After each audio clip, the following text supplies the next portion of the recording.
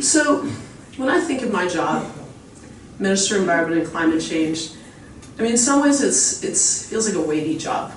Because I feel like, I have to be Canada's sort of chief steward of the environment. And often that's like, all these policies that you're trying to do.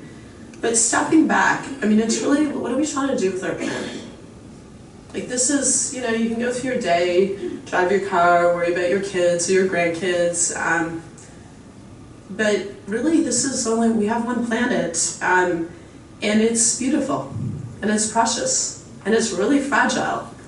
And we're really having a huge impact on our planet in positive ways, but also ways that really threaten our very survival if we continue doing what we're doing. And I'm not a doom and gloom person. In fact, sometimes I'm an optimistic realist, sometimes a realistic optimist, depends on the day. But I think we can do a lot better and a lot smarter. And we can also do that while creating good jobs and ensuring, a sustainable future for our kids. But that takes work. And that requires bringing people together. And some people want to have big fights, and I'm Irish, so I can fight. But that's not my preference. My preference is that we actually just figure this out. That we're smart, we're extremely lucky to live in this great country called Canada. We're hardworking, we're bridge builders, and we can do a lot. And we can really savor the beauty of our planet. And I just hope if there's one thing out of this, that maybe when you go home, you just reflect on that. When you look out, wherever you are, just looking at the beautiful environment we live in, just like savor it. I also am a mom. I have 3 kids. They're 14, 12, and 9, almost 10. And I also think about what kind of future they want. And the good thing about my job is, if I was president of the Treasury Board, I'd be spending every day trying to explain what I did. But as Minister of Environment and Climate Change, they get it. Every day they say, what have you done for the planet? So I answer, I had meetings.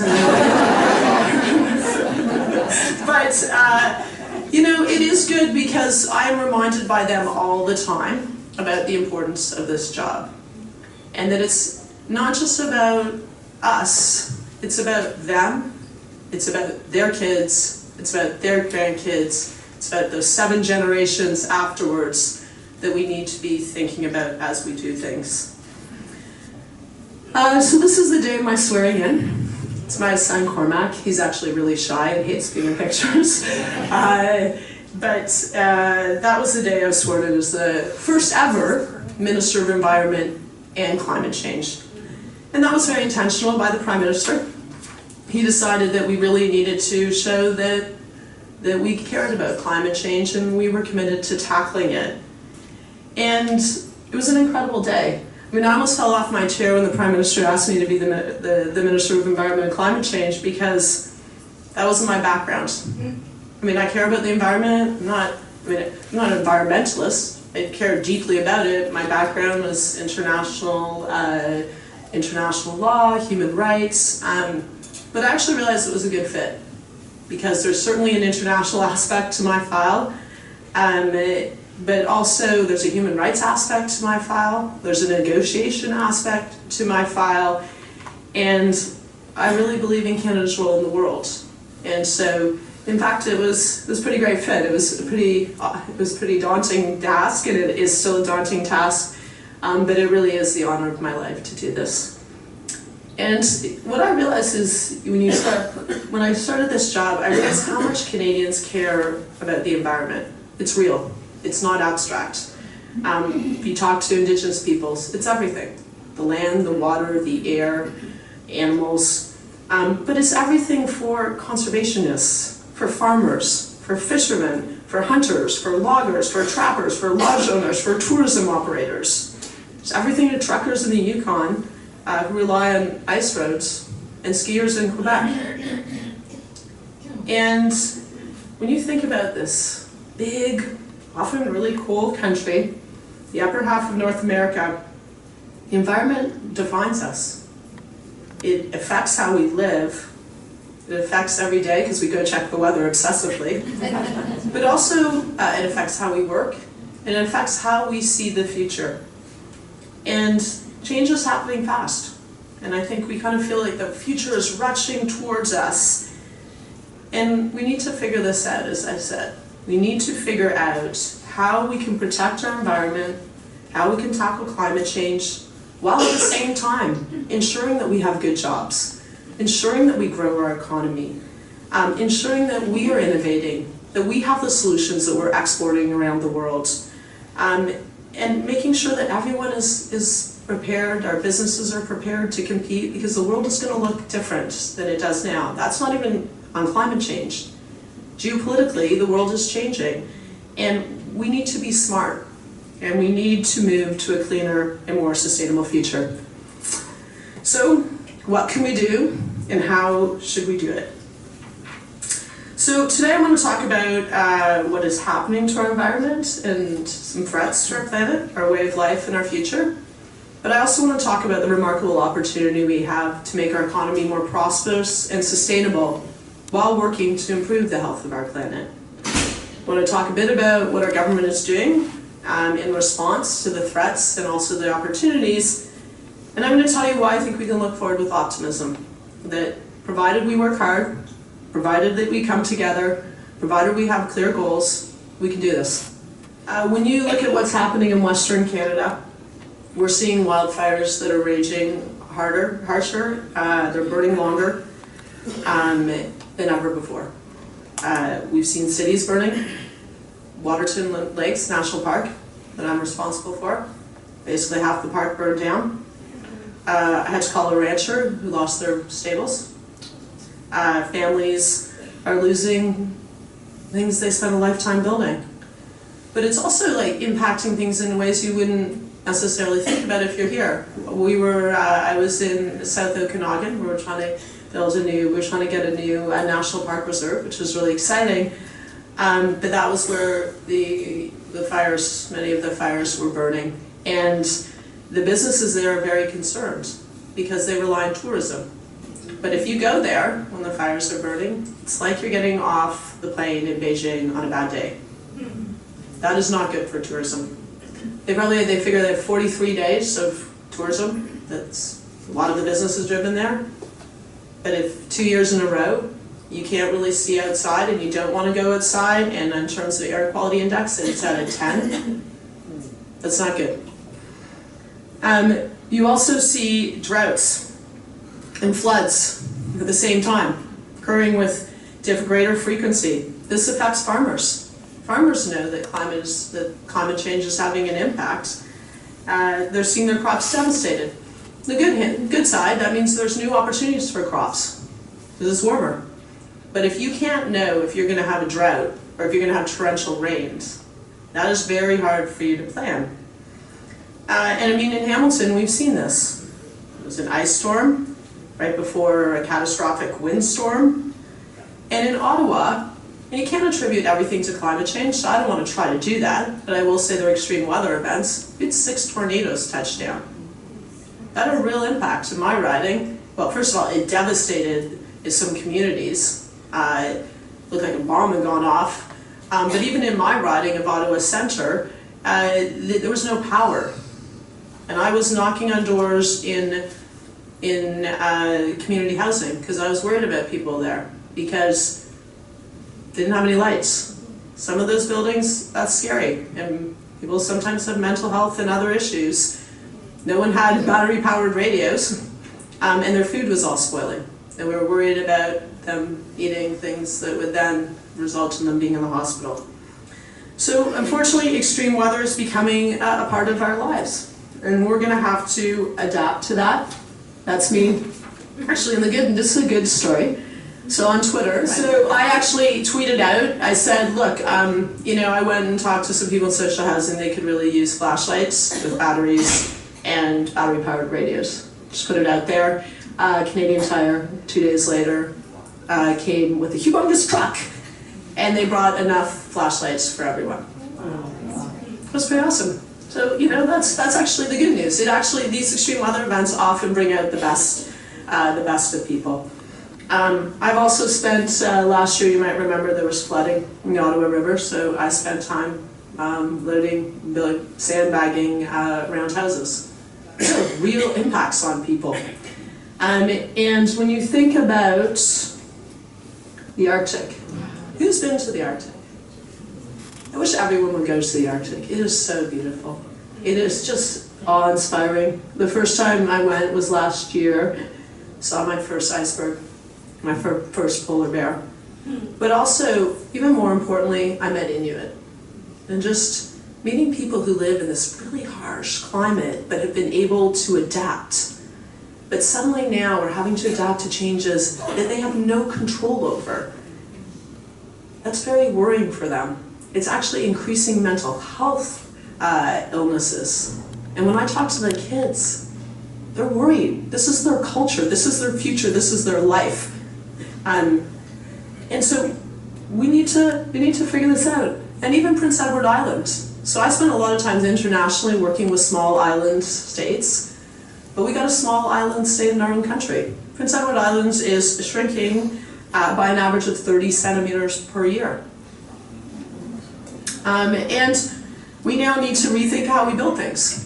How we build our roads, our bridges, our dams, so that they can withstand these extreme weather events, even our houses.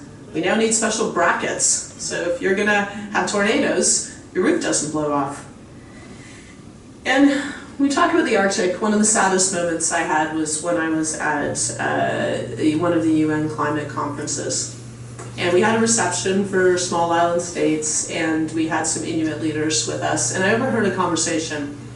You know what, something like this, an Inuit elder, he was talking to one of the leaders of small island state, and he said, so my homeland is literally melting, and it's causing yours to go underwater. And that's how we're all interconnected. That we can't think about all of this, about one province versus another, and I'm gonna do this, you're not gonna do this, and pollution doesn't know any borders. Oceans don't know any borders. Animals don't know any borders. In fact, people don't know any borders because we all travel all the time, but we're all in this together, and we need to figure it out together. And the reality is, the world that our children will inherit, it's not going to look like today's world. The North is warming 3 times faster than the rest of our country. And as I say, this isn't a matter of inconvenience for Inuit, this is their lives. Last year I visited a place called Tariurutupamanga, that's Inuktitut for Lancaster Sound, so the gateway to the Northwest Passage. Which in great news, we protected it. That's 2% of our oceans that we are protecting with Inuit in a whole new way of working with Inuit. But there I met an Inuit boy named Carter. Carter's 14 years old, so he was just a little bit older than my daughter. And we were on a ship together. It was climate scientists, it was Inuit elders, Inuit youth from around the world. And at the end of the trip, he kind of sat down beside me and said, so can I talk to you? I want to talk to you about what I think I'm seeing are impacts of climate change. I said, sure, let me get a climate scientist. And so we sat down, and he said to me, I want to tell you about some changes I'm seeing in my community. I said, okay. And he talked about hunting and his foot getting stuck in thawing permafrost, like quicksand. He talked about polar bears coming into towns because now it's harder to find food, and with the ice melting, it's just changing their environment. Talked about caribou. Caribou is their country food. Caribou disappearing. He also, most heartbreakingly, talks about losing 3 of his friends losing their fathers. Why? Because their fathers went hunting and fell through the ice. These are Inuit hunters who for millennia have been able to tell the ice and tell the thickness of the ice and go hunt. So now you've lost a father, brother, community member, provider because of climate change. And it was one of those moments where you can never expect this in politics, when it's going to happen. But it was one of those moments, he looked at me, and I knew what he was thinking. He was like, you can do something about it, but are you? And that's a pretty weighty moment. And that's kind of a good question, and that's kind of an existential question. That's a question for all of us. people in politics, but beyond politics, because politics is all about people. I don't get up here unless people vote. I don't get elected unless people vote for me.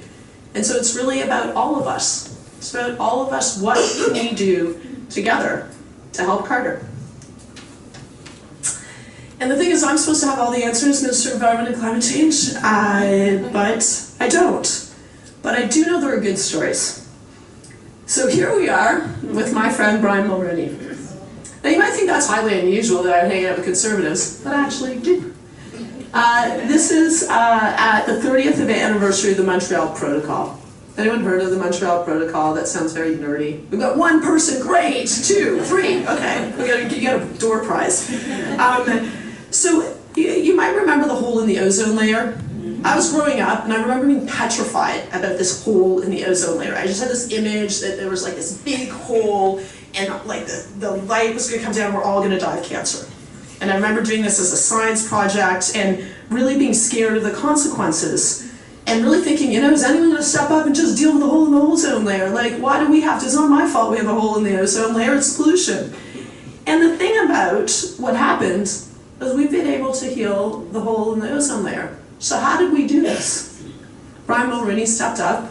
It was with Ronald Reagan at first. Ronald Reagan did not really care. But he kept on saying this is really important. We've got to deal with the hole in the ozone layer. And so through political leadership, through good science, we need good science and we need good scientists. Through innovation, businesses innovated, we were able to come together, the world was able to come together under the Montreal Protocol and actually tackle what seemed like the biggest global problem of our time. And when I think about that agreement, I mean, it was the first treaty to be ratified by the whole world. We have the Paris Agreement, which was ratified by the whole world, -1 now, but it was under a conservative. Because this isn't a partisan issue. The environment isn't a partisan. Why would anyone think it's a partisan issue? We all have to care about the planet. It doesn't matter if you're rich or poor, or if you're right or left or center or whatever. We all have to care. And he just showed that it could be done. And this is how you solve global problems. You bring people together and you often bring unusual suspects. So in his case, it was political leaders, including one that wasn't that interested. It actually happened under George Bush Sr. It involves businesses, it involves scientists. Don't always see that. So let's talk about what we're doing. So my job got real pretty quick. I was Minister of Environment and Climate Change, and the Prime Minister was like, well, you're on a plane to go to Paris in 2 days to go to COP21. And so, you know what, you can't, there are no dumb questions. I was like, okay, I'm just gonna ask, what's a COP? So it's not a police band, it's Conference of the Parties, if you want. There's a lot of jargon in my world, but I went to Paris for the international climate talks. And it was really incredible. That was the first time that the world actually came together and said, we all need to be part of this, we all need to take action, and we all need to do it together. And what was really great about this, beyond that I got to say Canada's back, which was good, because people were excited, because we hadn't been engaged in the talks. In fact, we had been very difficult when it came to climate talks, that we brought together all sorts of people. It was good. It was good to show that we were Team Canada and we were serious about taking climate action. So, I was also part of a delegation that was invited by the French to negotiate parts of the treaty, so I dealt with the market text. It's a little bit technical, but it's how you use markets, and I really believe in the role of business and the role of markets in how we approach climate action. And then we got a deal. It was really hard. Like, we negotiated through the nights, many, many nights, unless you think it was glamorous. We were like, I was saying, the Best Western by the airport. We were at like some cardboard box was basically our Canadian delegation office, and there was no food. But it was a good way to negotiate, because if you don't have food, then people will really actually get a deal done, and it was freezing cold. There was no Eiffel Tower visits, there was no, like, they had a fake Eiffel Tower that they lit up, it was tiny and green. Like, basically, if you don't save the planet, there'll be an Eiffel Tower or something, and anyway, but it was really one of the proudest moments was being part of this, when it was gavelled down, when it said we got a deal. That was great. But, you know, you still need to keep on working every single day, because that was a deal, but now you got to implement. So here I am. So Canada, we decided we had to step up. When the U.S. Decided that it was pulling out of the Paris Agreement, they had played a really big leadership role in pushing everyone forward. So I decided, okay, well, we're going to have to fill that gap. We're only Canada. I mean, we're amazing, but we're only Canada. So this is my good friend, Minister Xia from China. My other friend, Miguel Cañete. As I say, unusual suspects, I would say we're a trio of unusual suspects. We're actually good friends. And we've decided that we are going to take a leadership role. So we've hosted already, Canada was the first host, so we were calling the Ministerial Climate Action, where we brought together the key countries to continue to push. We need to get the rule book for the Paris Agreement. We have the car, we need the engine.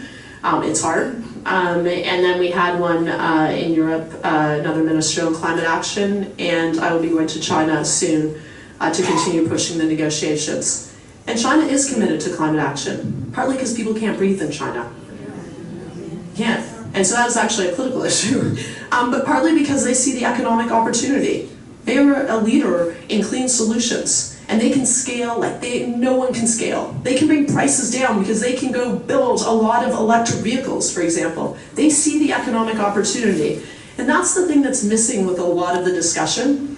That yes, it is doom and gloom, but the economic opportunity is $26 trillion. That is the largest economic opportunity in our lifetime. And that's not coming from me, that's coming from people like Mark Carney, our best export, that we're gonna call back that loan soon, but he's been amazing on climate action and just talking about the business case. We've also we co-founded with the UK, which is also kind of unusual when you know what we did, Powering Past Coal. So the UK you might associate with coal, but the UK is getting out of coal. We are getting out of coal.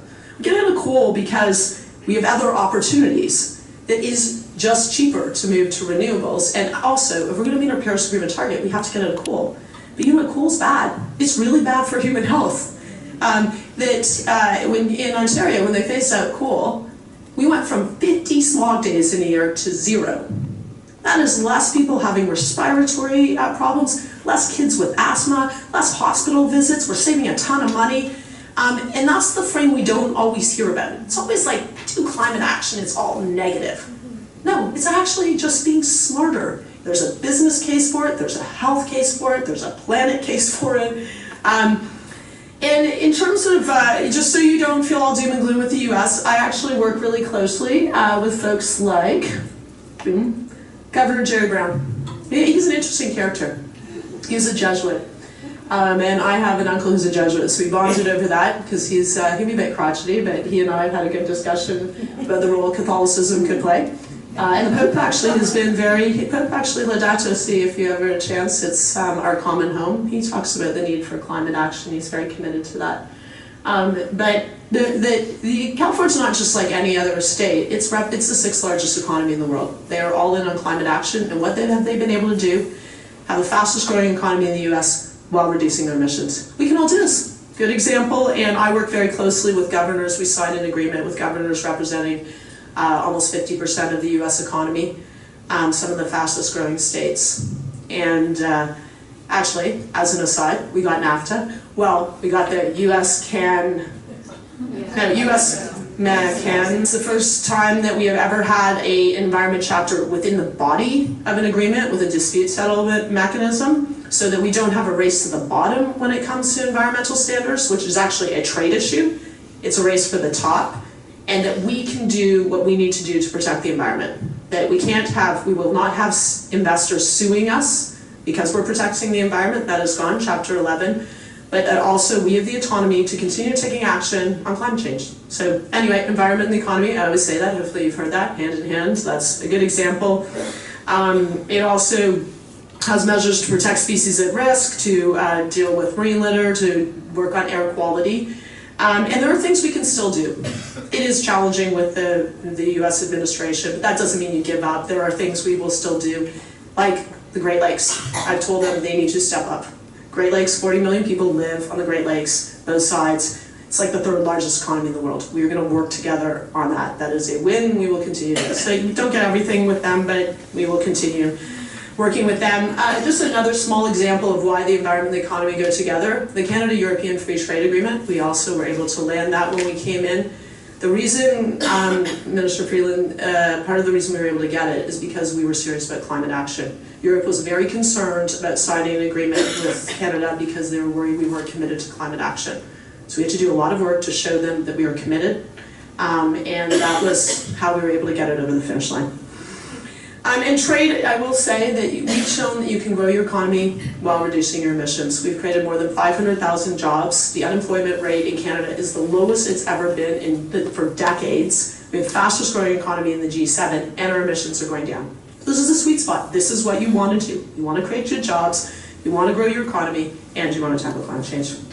I brought together a bunch of women, not because they're women, but because they're awesome, and they are leading the way and really pushing the envelope on climate action. And it's not that men can't do it, men do it too, but I think women can be very practical sometimes. And around the negotiations, people from Mary Robinson, who took a human rights approach, former president of Ireland, to women labor leaders, to women business leaders, really coming up with creative solutions. And I thought it is important in this job to actually bring together women. Not because we're women, but because we were getting things done, and it's a good network to have, so that was great. And sometimes people are like, enough about the gender and women, but it's a powerful group. And I can tell you the Paris Agreement wouldn't have been as ambitious if they weren't around the table. If I didn't work with many of them to go say, okay, this is the angle we're going to use. So, okay, this was the good times. This is when we had to come to our agreement in Canada, what we call the Pan-Canadian Framework on Climate Change, which is the worst name ever, what I like to call our Made in Canada Climate Plan.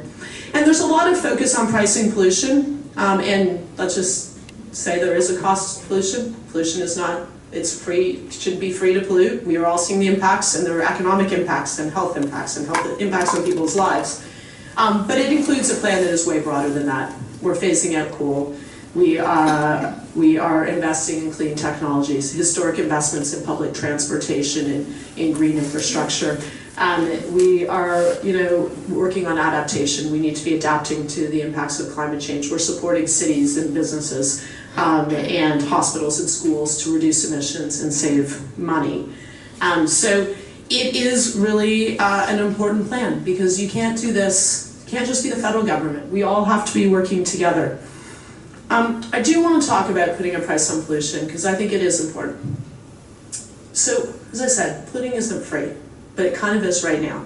So the Ontario government got rid of the cap and trade system, and that's 48 megatons of emissions that we are now increasing by. You might say, well, what's 48 megatons? In my world, that's all I deal with. I got to figure out how to reduce emissions across the board. And that's like reopening 30 coal-fired plants.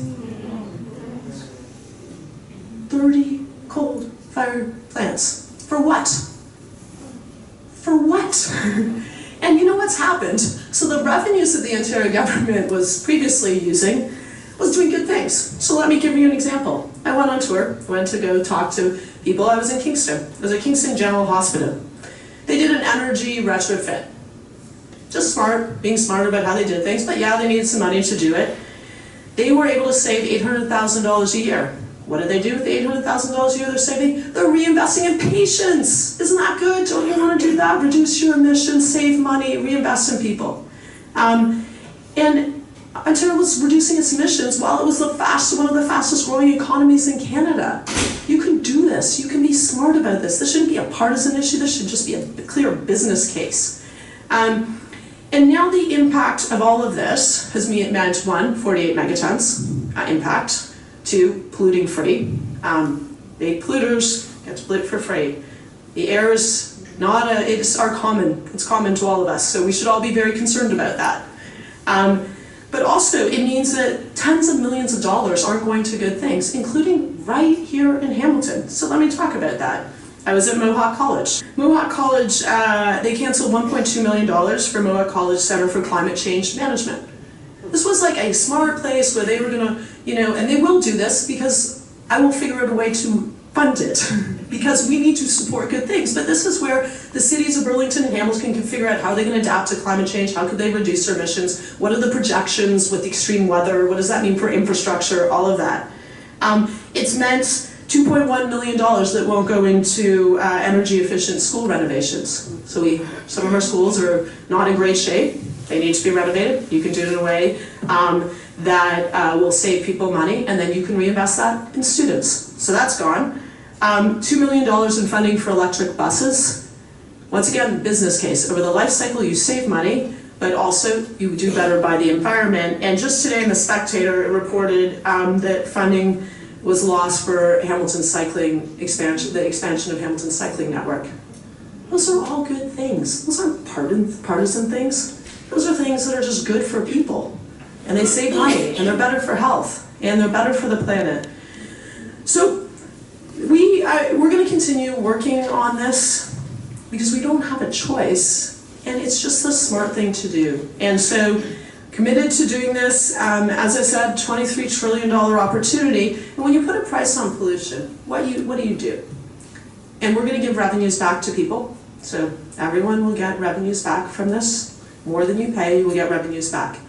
Because what it does is it creates an incentive for you to save money on the front end. Because you'll say, well, maybe I'll get a smart meter in my home. Smart meter maybe made in Canada, which is great technology that creates good jobs here. Reduce your emissions, save money, good. Maybe you'll get a more energy efficient vehicle. There's lots of different opportunities. But it also means that companies have to find solutions. Companies will not, they don't want to pay, so it creates the incentive for them to find cleaner solutions. That's just smart. It's actually a conservative measure, and it's Brian Mulroney who first used pricing, which I think in some ways is kind of funny how it all comes full circle. He used, remember acid rain, another problem we had? There was a price on pollution companies had to pay, and you know what? It was a lot cheaper than everyone thought. They found clean solutions, and we've dealt with acid rain.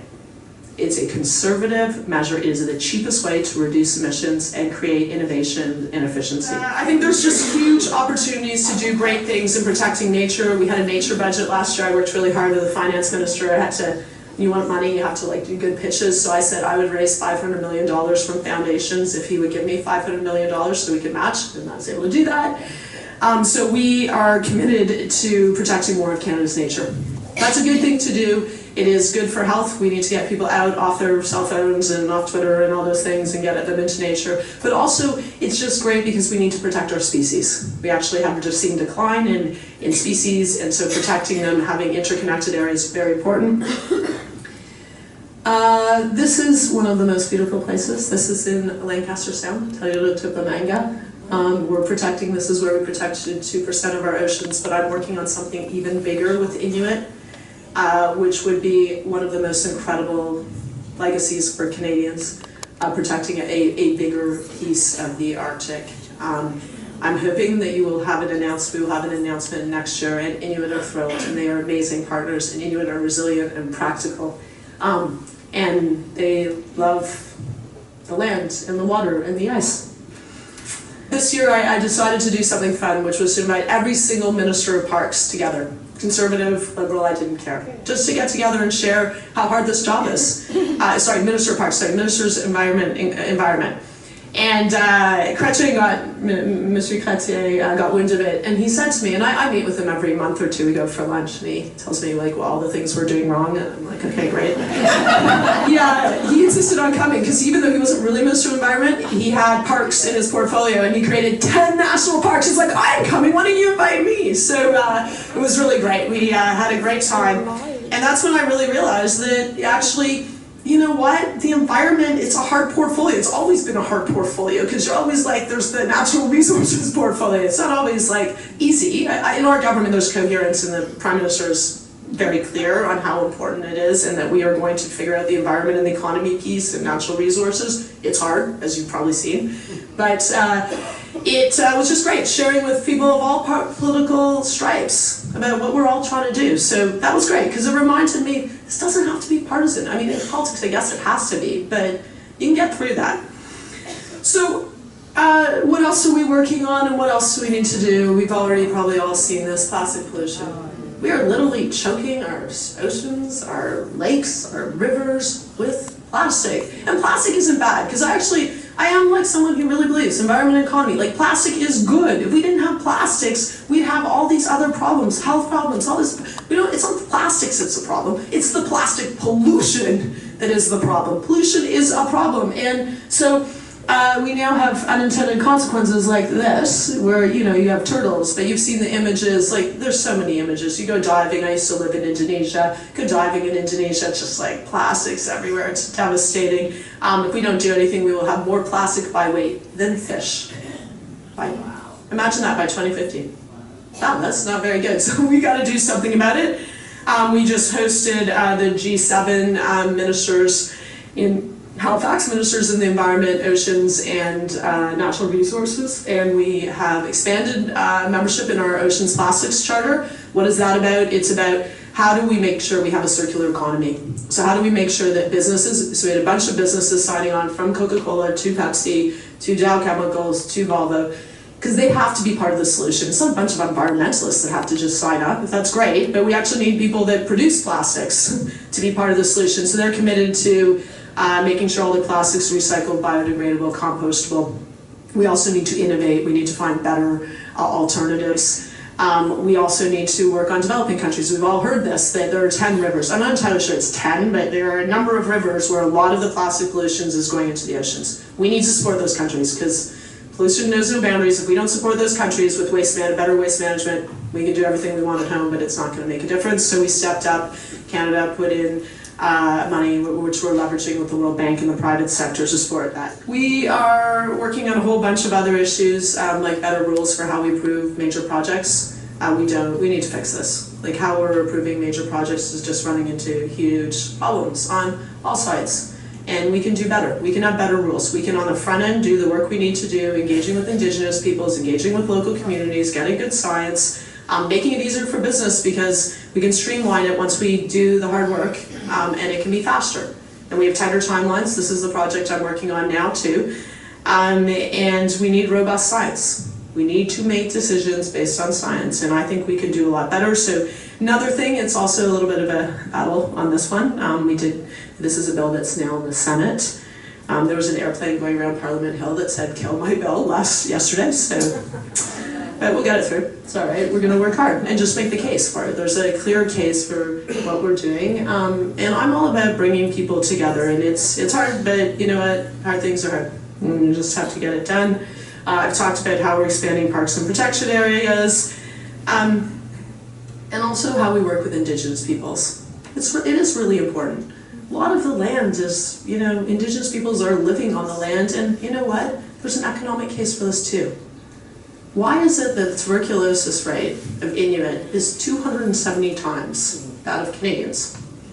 Why in Saskatchewan are 90% of the inmates Indigenous? Why do we have kids that go to school hungry who are disproportionately Indigenous? We have a problem. We have to fix this problem. It is not fair. It is not fair that my 3 kids have the world as their oyster. I mean, maybe not always be having your mom as a politician, but it's pretty good for them. But if you're same age and you're an Indigenous child, your future is so much harder. So we do need to work on that, and we need to figure it out, and that is really hard. That we have a whole legacy, and it's not that we're all bad people, but we aren't. But there's a legacy, a history that we have to address. And that is hard. And it's not going to happen overnight. It's not going to happen overnight, but we need to all work on reconciliation. Because it's also good for all of us, right? And I actually think we can be a model. I was in California just last week at a summit where we had our Inuit leaders with some foundations from the US, and Harrison Ford came. It was really interesting. He spent 2 hours listening to us talk about what we were doing in partnership with Inuit. And he was kind of blown away, so I was kind of blown away that he was blown away. But it wasn't that Harrison Ford was there. It was just interesting that Harrison Ford, and super cool that he was there. But it was more that people are looking for leadership from Canada. And it's going to be messy how we do things, and pricing pollution, and how we do reconciliation, and how we do things better. But the world needs leadership. And leadership isn't fighting, and leadership isn't being negative, and leadership isn't dividing people. Leadership is doing big, hard, important things and trying to bring together as many people as you can.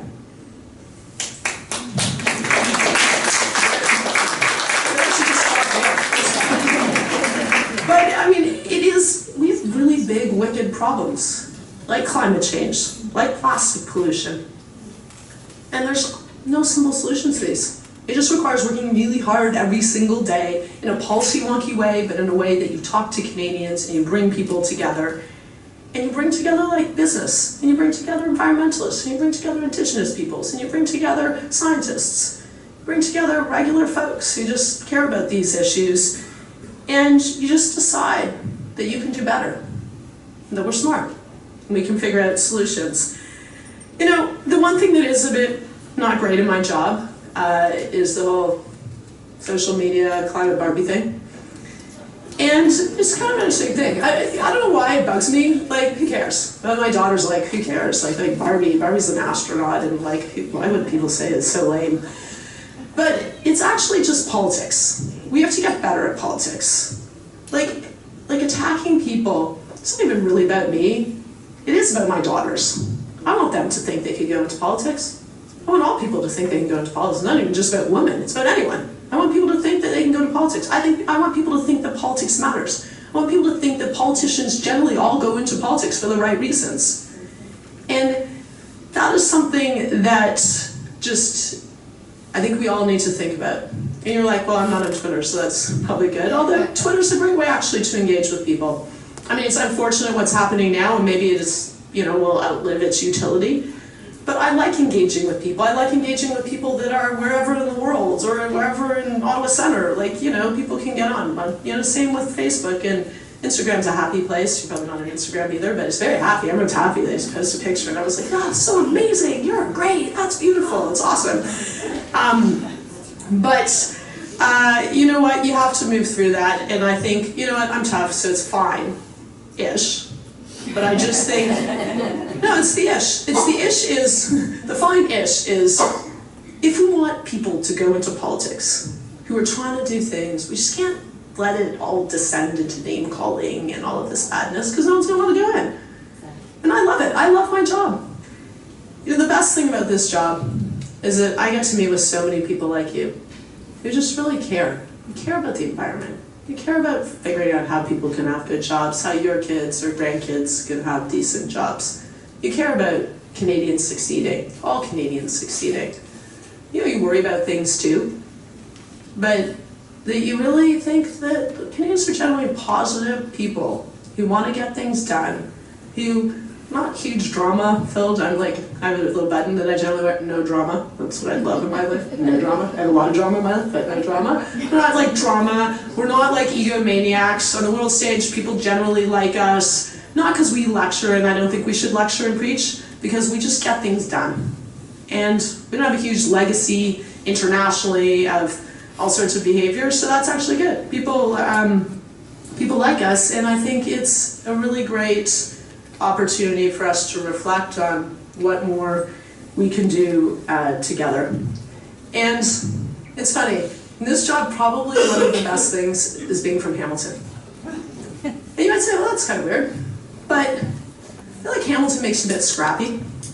It makes you like, all those Torontonians are so smug. I'm like, oh, go see Toronto Life magazine. Here's the place to live now, Hamilton. So you can be a little bit smug on that. You have to keep it real if you're from Hamilton. You have to keep it about. You have to care about steelworkers. It's not about fancy pants people. It's like people's lives. You see the challenges. We have the most contaminated site in our side of the Great Lakes. But you see the opportunities. We're cleaning it up. It's going to be amazing. And it's actually an economic opportunity because it'll add to port lands. But hopefully we'll all be able to swim there. I don't know if you all want to swim in Hamilton Harbor with me. But and it also gives you some perspective. Like, I always kind of come back to Hamilton and I'm like, this is a tough city. It does great things and it's good people. I know that will be this question period. I actually am not scripted. I don't care. You can ask me anything. I'm happy to take any of your questions. Thank you.